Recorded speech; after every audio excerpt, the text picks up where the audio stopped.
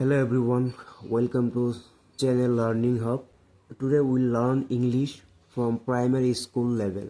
At first, we'll discuss about letters. ইয়াক অসমীয়াত কোৱা হয় বৰ্ণ আৰু লেটাৰ বেসিক্যালি কি হয় যে আমি যেতিয়া কথা পাতো আমাৰ কথাৰ সাউন্ড থাকে A, B. So the sounds are called letters.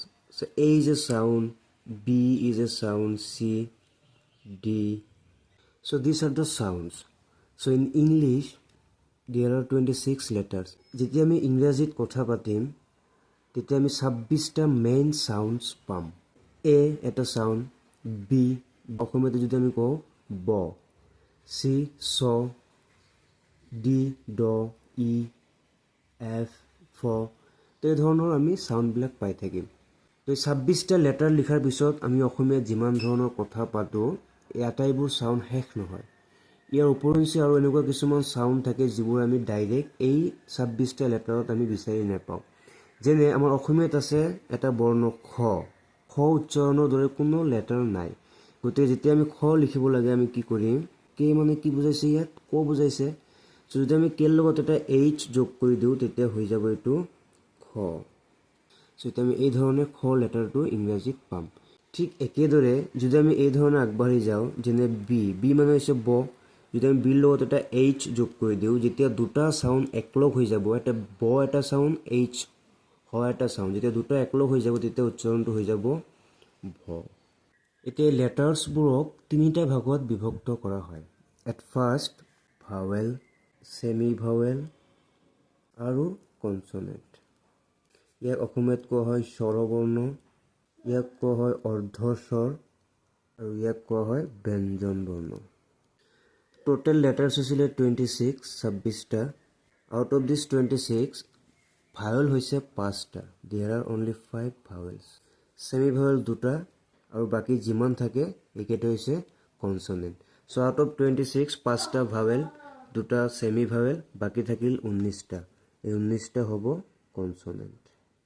চ' ভাৱেলছ কি হয়, অসমীয়াত যিদৰে স্বৰবৰ্ণ থাকে অ আ স্বৰচিহ্ন, ঠিক একেদৰে ইংৰাজীতো 5টা ভাৱেল আছে, এ, ই, আই, অ আৰু ইউ।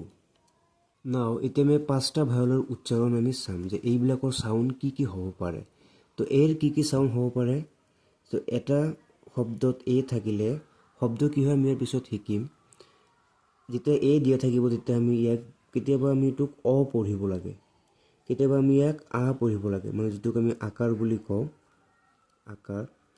আৰু কেতিয়াবা এইটো ইয়া পঢ়িব লাগে। চ' এইটো উচ্চাৰণটো কি ধৰণৰ হ'ব মই উদাহৰণ দি আছোঁ। ফৰ এক্সাম্পল যদি আমি লিখোঁ যে এফ এ ডাবল এল, চ' ইয়াত এফ এ কি বুজাব, ফ।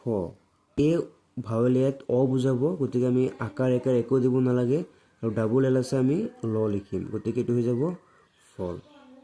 এই 4টা বৰ্ণৰ সংমিশ্ৰণক তেতিয়া আমি ইয়াক কি বুলি কওঁ, শব্দ বুলি কওঁ। ইয়াৰ পৰা আমাৰ কনচেপ্টটো আহে ৱাৰ্ড, শব্দৰ কনচেপ্ট। চ' শব্দ কি হয় আমি এতিয়া বিতংকৈ আলোচনা কৰিম। তাৰ আগতে মই ইয়াত লিখি থৈছোঁ যে 5টা ভাৱেলৰ কোনটোৰ কি সাউন্ড হ'ব পাৰে। যদি ই থাকে তো ই থাকিলে আমি বেছিভাগ ক্ষেত্ৰত হ্ৰস্বইকাৰ আৰু কেতিয়াবা আকাৰ হয় আৰু কেতিয়াবা একাৰ উচ্চাৰণ হয়। ঠিক একেদৰে আই থাকিলে হ্ৰস্বইকাৰ বা কেতিয়াবা আকাৰ হ'ব পাৰে। ঠিক একেদৰে অ থাকিলে কেতিয়াবা অ হ'ব, ওকাৰ হ'ব, কেতিয়াবা আকাৰো হ'ব পাৰে, আ হ'ব পাৰে। আৰু ঠিক একেদৰে লাষ্টত ইউ থাকিলে বেছিভাগ ক্ষেত্ৰত হ্ৰস্বইকাৰ, কেতিয়াবা আকাৰ হয়। আমি উদাহৰণৰ সহায়ত বুজিম। এতিয়া আমি ভাৱেলৰ কনচেপ্টটো আমাৰ ক্লিয়াৰ হ'ল যে 5টা ভাৱেল আছে। অসমীয়াত যিদৰে 11টা স্বৰবৰ্ণ আছে ঠিক একেদৰে ইংৰাজীত 5টা ভাৱেল আছে। অসমীয়াত যিদৰে স্বৰবৰ্ণৰ সহায় নোলোৱাকৈ আমি অইন শব্দবোৰ উচ্চাৰণ কৰিব নোৱাৰোঁ। যেনে যদি আমি কওঁ ক, কৰ ভিতৰত এটা কি সোমাই থাকে, যেতিয়া আমি কওঁ ক, এই কৰ ভিতৰত এটা অ সোমাই আছে, ক। সেই অ এটা কি, অ হৈছে এটা স্বৰবৰ্ণ, গতিকে স্বৰবৰ্ণৰ উচ্চাৰণ নোলোৱাকৈ আমি ব্যঞ্জন বৰ্ণৰ উচ্চাৰণ কৰিব নোৱাৰোঁ।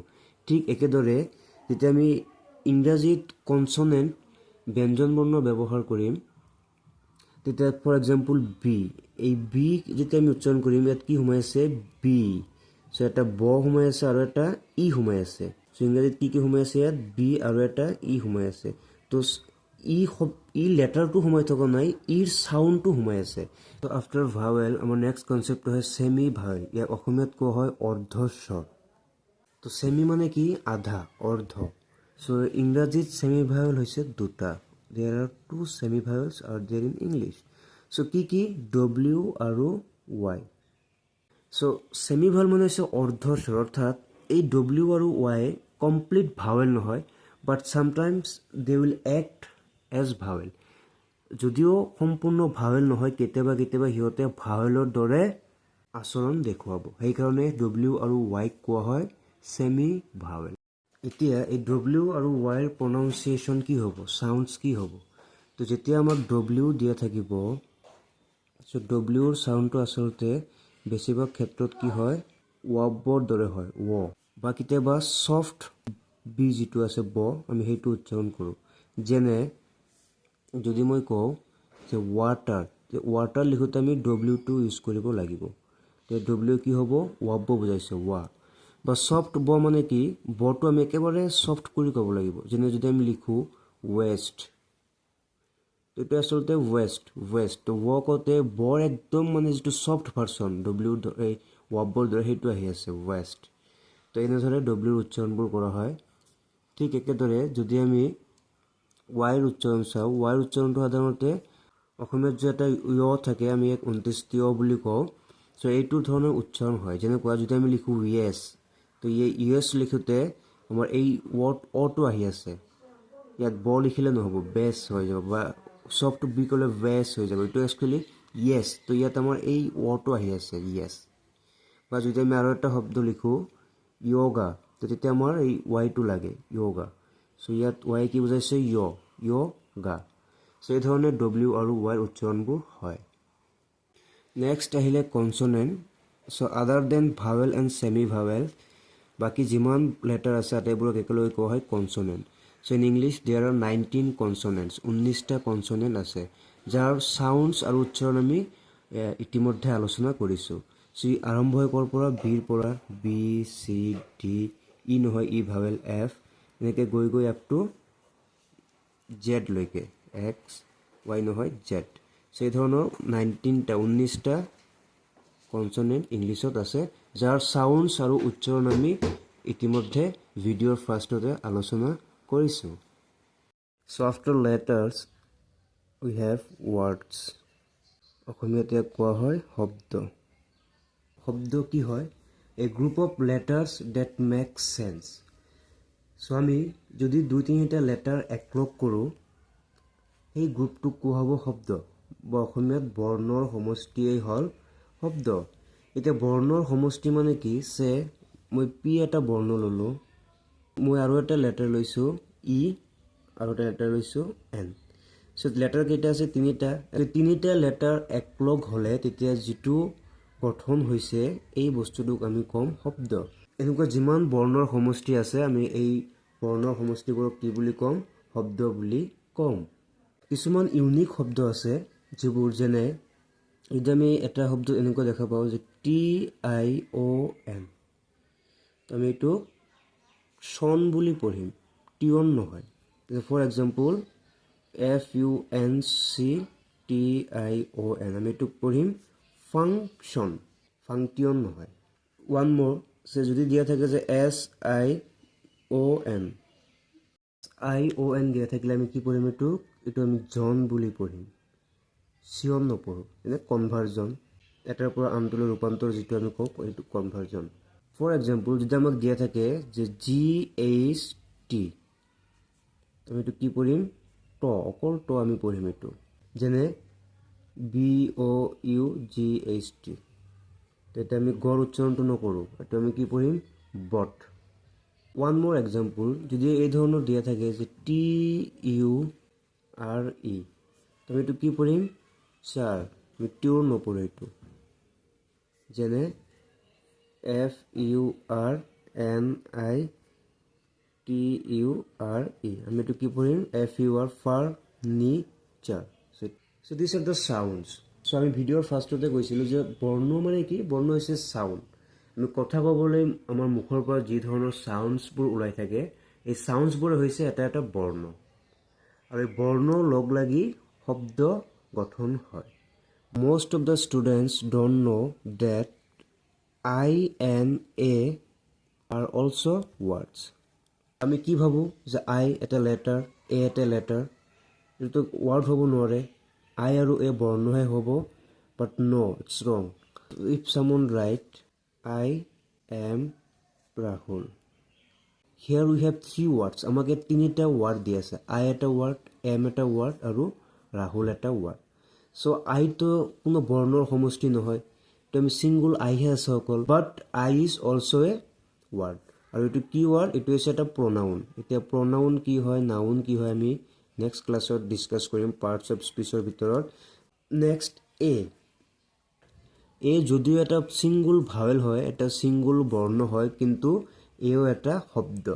For example, if I write a man is standing, a man এজন মানুহ ইজ ষ্টেণ্ডিং, থিয় হৈ আছে। ইয়াত a is also' a word, a এটা ৱাৰ্ড, মেন এটা ৱাৰ্ড, এ এজন মানুহ ইজ ষ্টেণ্ডিং, থিয় হৈ আছে।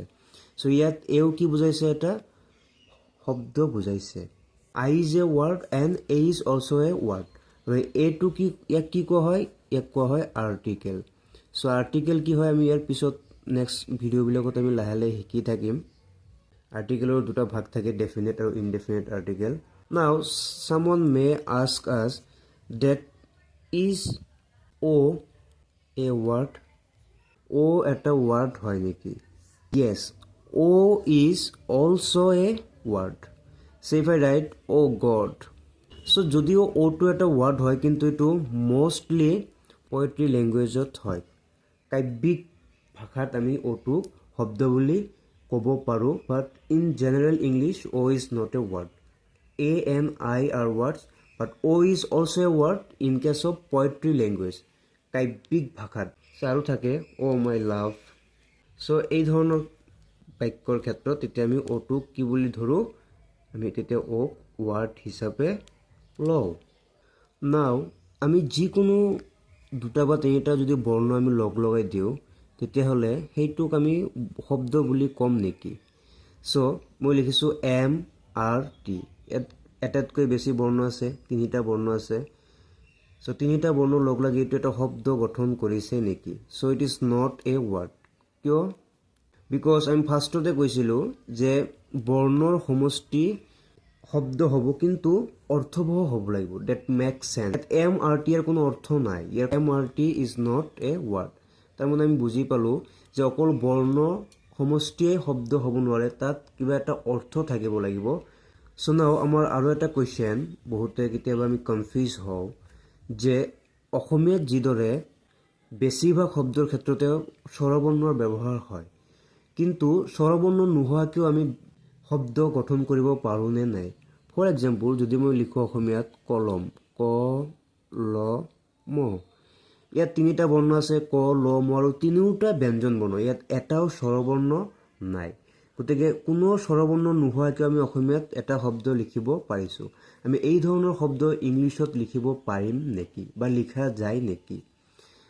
যদি মই লিখোঁ যে চি আৰ ৱাই, ইয়াত বৰ্ণ কেইটা আছে? তিনিটা, চি আৰ ৱাই। দুটা হৈছে কনচনেণ্ট আৰু এটা হৈছে ছেমি ভাৱেল। ইয়াততো কোনো ধৰণৰ ভাৱেল নাই, এই পাঁচটাৰ পৰা এটাও ইয়াত নাই। গতিকে এটাও ভাৱেল নোহোৱাকৈ আমি এটা শব্দ লিখিছোঁ, C R Y, cry. Cry মানে কন্দা, মানুহে যেতিয়া কান্দে সেইটো ক্ৰাই বুলি কয়।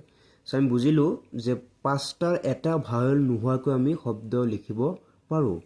আৰু এনেকুৱা বহুত আছে, F L Y, fly, fly মানে উৰা। এই ধৰণৰ আমি কিছুমান শব্দ আছে যিবোৰ শব্দ আমি ভাৱেল নোহোৱাকৈও লিখিব পাৰোঁ। কিন্তু মষ্ট অফ দ্য ৱাৰ্ডছ, বেছি সংখ্যক ৱাৰ্ডতে ভাৱেল সংযুক্ত হৈ থাকে।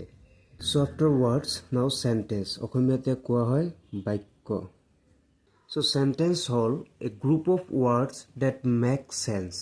এনেকুৱা কিছুমান ৱাৰ্ডৰ গ্ৰুপ, দুটা তিনিটা বা চাৰিটা এনেকুৱা কিছুমান ৱাৰ্ডৰ গ্ৰুপ থাকিব যাৰ নেকি কোনো এটা চেঞ্চ থাকিব, অৰ ৰিলেটেড টু ওৱান টপিক, মানে এটা টপিকৰ লগত জড়িত এনেকুৱা কিছুমান শব্দৰ সমষ্টি হ'ব বাক্য তো অসমীয়াত কি লিখিছোঁ অৰ্থপূৰ্ণ শব্দৰ সমষ্টি হ'ল বাক্য মানে এনেকুৱা 2-3টা অৰ্থবহ শব্দ আমি সংযোগ কৰিলে তাৰ যি সমষ্টি তাৰ সেই সমষ্টিক কি কোৱা হ'ব বাক্য বুলি কোৱা হ'ব যেনে যদি মই লিখোঁ I am Rahul ইয়াত এটা দুটা তিনিটা আৰু তিনিওটা শব্দৰে অৰ্থ আছে ভ্যালিড ওয়াৰ্ডস আই মানে মই আইৰ লগত এম হয় এম এটা শব্দ আৰু ৰাহুল নাম মই ৰাহুল গতিকে এইটো এটা কি হ'ব বাক্য সে আই লাভ ডগ মই কুকুৰ ভাল পাওঁ তো অৰ্থ আছে এটা কথাই কৈছে যে মই কি ভাল পাওঁ কুকুৰ ভাল পাওঁ তো তিনিটা শব্দ আছে তিনিটাৰ অৰ্থ আছে এটা টপিকৰ লগতে জড়িত সো এই ধৰণৰ শব্দৰ সমষ্টিবোৰক আমি কি বুলি ক'ম বাক্য বুলি ক'ম সেন্টেন্স বুলি ক'ম সো নাও মই ডেফিনেশ্যনত কৈছিলোঁ যে অৰ্থবহ হ'ব লাগিব সেন্স থাকিব লাগিব দ্যাট মেক সেন্স তো যদি কোনোবাই লিখে এই ধৰণে ৰাহুল এম আই সো এই বাক্যটোৰ গাঁথনিৰ কোনো মিল নাই ৰাহুল এম আই অৰ্থবহ কোনো বাক্য ই গঠন কৰিব পৰা নাই গতিকে this is not a valid sentence so যদি কোনোবাই লিখে যে হি গুৱাহাটী মাৰ্কেট যদিও এটাতকৈ বেছি শব্দ আছে তিনিটা শব্দ আছে বাক্য হ'ব লাগিছিলে শব্দৰ সমষ্টিক বাক্য বুলি কয় কিন্তু this is not a valid sentence because ইয়ে কোনো সেন্স ক্ৰিয়েট কৰা নাই অৰ্থবহ কোনো শব্দ নহয় হি গুৱাহাটী মাৰ্কেট গতিকে এই ধৰণৰ যদি আমি শব্দৰ সমষ্টি দেখা পাওঁ দিছ আৰ নট সেন্টেন্সেছ এইবোৰক বাক্য বুলি কোৱা নহ'ব সো বাক্য হ'ব লাগিলে কি হ'ব লাগিব এটাতকৈ বেছি শব্দ থাকিব লাগিব শব্দবোৰৰ অৰ্থ থাকিব লাগিব গাঁথনি ঠিক হ'ব লাগিব তেতিয়াহ'লে আমি সেই সমষ্টিবিলাকক কি বুলি ক'ম সেন্টেন্স বুলি ক'ম নাও যদি এটাতকৈ বেছি সেন্টেন্স থাকে তেতিয়াহ'লে আমি তাক কি বুলি ক'ম so a group of sentence is called a paragraph যদি এটাতকৈ বেছি সেন্টেন্স একেলগে থাকে যাৰ এটাৰ লগত আনটোৰ মিল আছে এটা টপিকৰ ওপৰত আছে আমি সেই ধৰণৰ গ্ৰুপ অফ সেন্টেন্সক কি বুলি ক'ম প্যাৰাগ্ৰাফ বুলি ক'ম যেনে ইয়াত তিনিটা সেন্টেন্স আছে আই এম ৰাহুল মই ৰাহুল আই হেভ এ ডগ মোৰ এটা কুকুৰ আছে আই লাভ দ্য ডগ মই কুকুৰটোক ভাল পাওঁ সো তিনিটা সেন্টেন্স আছে আৰু তিনিটা সেন্টেন্স এটাৰ লগত আনটো জড়িত হৈ আছে বা ইহঁতৰ এটা সেন্স ক্ৰিয়েট কৰিছে এটা টপিকৰ ওপৰত আলোচনা হৈ আছে সো এই ধৰণৰ সেন্টেন্সৰ সমষ্টিক আমি কি বুলি কওঁ প্যাৰাগ্ৰাফ বুলি কওঁ So I am leaving this question for you. How many types of sentences are there in English? If you know, write your answer in the comment box. So our next topic will be subject, predicate, object. So subscribe Learning Hub for more English grammar, GK, current affairs videos. Also, if you loved the video, then don't forget to share it with your friends.